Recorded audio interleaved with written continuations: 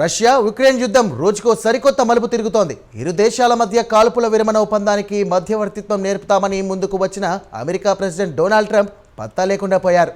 తాను అధికారంలోకి వచ్చిన వెంటనే ఒక్క రోజులోనే యుద్ధాన్ని నిలిపివేస్తానని గొప్పలు చెప్పారు. తీరా ట్రంప్ ఆదేశాలను రష్యా ప్రెసిడెంట్ వ్లాదిమిర్ పుతిన్ అస్సలు పట్టించుకోవడం లేదు.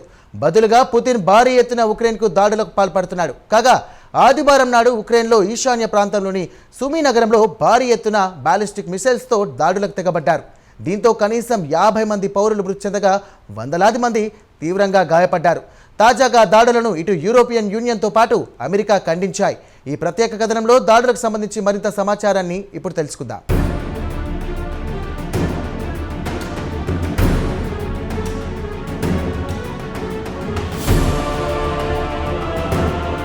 రష్యా యుక్రెయిన్ యుద్ధం తాజా పరిస్థితులను పరిగణలోకి తీసుకుంటే కనుచూపు మేరలో ముగిసే పరిస్థితి కనిపించడం లేదు.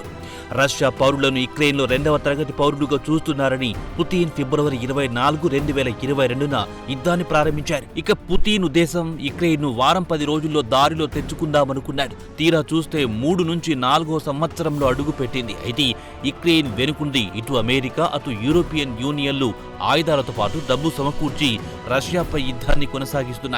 ఇటీవల కాలంలో అమెరికా ప్రెసిడెంట్ డొనాల్డ్ ట్రంప్ కాస్త హడావిడి చేసినా పెద్దగా ప్రయోజనం లేకుండా పోయింది. ఇరు దేశాల మధ్య కాల్పుల విరమణ ఒప్పందానికి ట్రంప్ విధించిన షరతులను పుతిన్ అస్సలు లెక్కలోకి తీసుకోలేదు. తాను చెప్పిన షరతులకు అంగీకరిస్తే ఆలోచిస్తారని పట్టుబట్టాడు.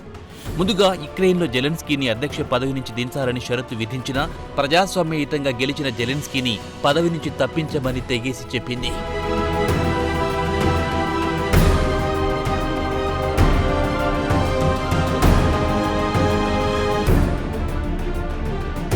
అటు తర్వాత నుంచి పుతిన్ కాల్పుల విరమణ ఒప్పందం ప్రస్తావన తేవడమే మానేశాడు.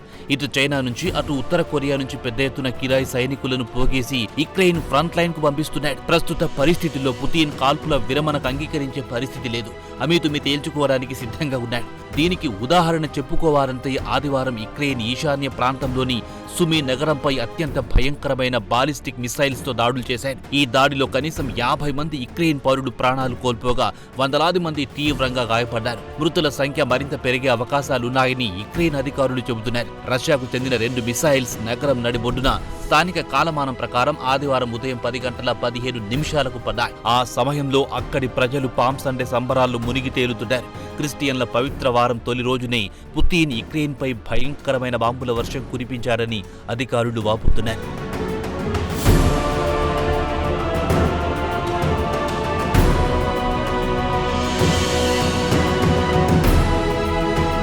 తాజా రష్యా దాడులపై యుక్రెయిన్ ప్రెసిడెంట్ జెలెన్స్కీ ఆగ్రహం వ్యక్తం చేశారు.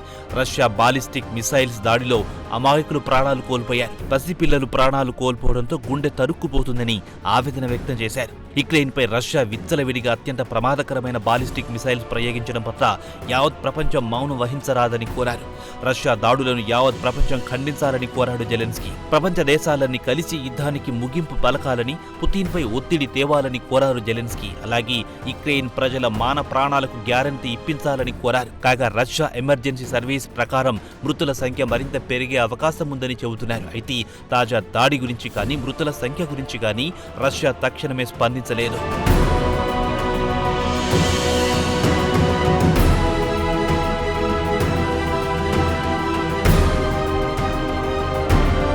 యుక్రెయిన్లోని సుమీ నగరంపై జరిగిన దాడుల వీడియోలు సోషల్ మీడియాలో హల్చల్ చేస్తున్నాయి.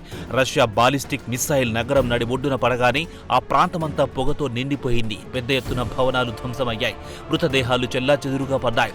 పామ్ సండే సందర్భంగా ప్రజలందరూ సంబరాల్లో మునిగి ఉన్న సమయంలో తమ కమ్యూనిటీ తీవ్రమైన విషాదాన్ని చవిచూడాల్సి వచ్చిందని సుమీ యాక్టింగ్ మేయర్ ఆర్టెమ్ కోబ్జర్ ఒక ప్రకటనలో పేర్కొన్నారు. కాగా అమెరికా ప్రెసిడెంట్ డొనాల్డ్ ట్రంప్ ఇటు రష్యా అటు యుక్రెయిన్ మధ్య కాల్పుల ఒప్పందానికి సీరియస్ గా కృషి చేస్తున్న సందర్భంలో పెద్ద ఎత్తున దాడులు చేయడం విస్మయం కలిగిస్తోందన్నారు. కాగా తాజా దాడిపై యుక్రెయిన్లో ట్రంప్ ప్రత్యేక ప్రతినిధి రిటైర్డ్ లెఫ్టినెంట్ జనరల్ కెయిట్ కెలాగ్ ఘాటుగా స్పందించారు. కాగా రష్యా పౌరులను టార్గెట్ చేసుకుని దాడులు చేయడంలో అన్ని పరిమితులను దాటిపోయిందని మండిపడ్డారు. మాజీ మిలిటరీ లీడర్ గా పౌరులను లక్ష్యంగా చేసుకుని దాడులు చేయడం తప్పు అని కెలాగ్ ఎక్స్ లో తప్పుపట్టారు.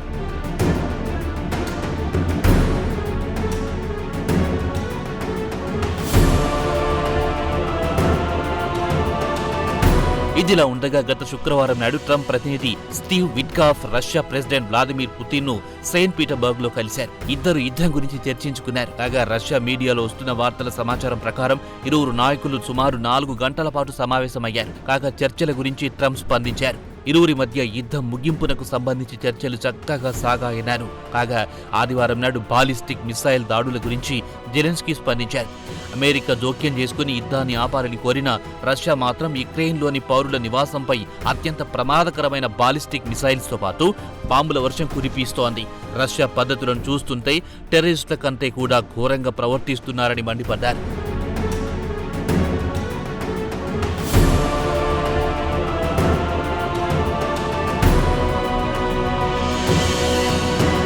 రష్యా ఒక్కటే యుద్ధాన్ని కొనసాగించాలని చూస్తోందని ఫ్రెంచ్ ప్రెసిడెంట్ మాక్రాన్ అన్నారు. ఇరు దేశాల మధ్య కాల్పుల విరమణ ఒప్పందానికి అమెరికా కృషి చేస్తున్న సమయంలో ఇరు దేశాలు ఒకరిపై ఒకరు దాడులను మరింత ఉధృతం చేస్తున్నాయని ఆయన అన్నారు.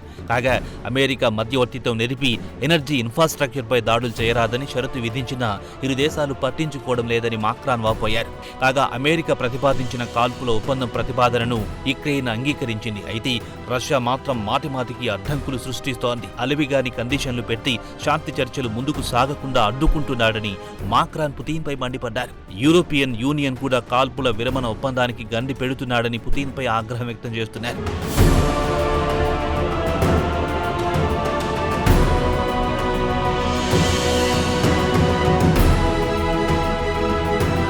ఆదివారం సుమీ నగరంపై రష్యా భీకర దాడులు చేస్తుంటే దానికి ప్రధాన కారణం రష్యా ప్రస్తుతం యుద్ధం పరిసమాప్తానికి సుముఖంగా లేదని తేలిపోయిందన్నారు మాక్రాన్. అంతర్జాతీయ చట్టాలను, దౌత్య నీతిని, మానవ ప్రాణాలను పుతిన్ లెక్కలోకి తీసుకోవడం లేదు. బ్రిటన్ ప్రధానమంత్రి కీర్ స్టార్మర్ కూడా యుక్రెయిన్లోని సుమీ నగర పౌరులపై దాడులను ఖండించారు. తక్షణమే పుతిన్ ఎలాంటి షరతు విధించకుండా కాల్పుల ఒప్పందానికి అంగీకరించాలని డిమాండ్ చేశారు. ఇటలీ ప్రధానమంత్రి జార్జియో మెలోని కూడా సుమీ నగరంపై దాడులను ఖండించారు. పవిత్రమైన పామ్ సండే మొదటి రోజు పౌరులను లక్ష్యంగా చేసుకుని దాడులు చేయడం దారుణమన్నారు. పుతిన్ దాడి పిరికిపంద చర్య అని అభివర్ణించారు. అమాయకుల ప్రాణాలు తీయడం దురదృష్టకరమని ఆమె వాపోయారు. ఇదిలా ఉండగా రష్యా రక్షణ మంత్రిత్వ శాఖ ఆదివారం నాడు ఒక ప్రకటనలో రష్యా ఎనర్జీ సెక్టార్పై గత 2 రోజుల నుంచి యుక్రెయిన్ దాడులు చేస్తోందని ఆరోపించారు. అలాగే యుక్రెయిన్లోని డొనెస్కో రీజియన్లో యోలిజా వెట్వికా గ్రామాన్ని స్వాధీనం చేసుకున్నామని తెలిపింది. కాగా ప్రస్తుతం యుక్రెయిన్లోని 20% భూభాగాన్ని రష్యా ఆక్రమించిందని తెలిపారు. అయితే ఆదివారం నాడు యుక్రెయిన్లోని సుమీ నగరంలోని పౌరులు పామ్ సండే సంబరాలు మునిగి తేలుతున్నప్పుడు అత్యంత ప్రమాదకరమైన బాంబులను ప్రయోగించడం పట్ల యావత్ ప్రపంచం షాక్కి గురయ్యింది. పుతిన్ చర్యను తప్పుబడుతున్నారు.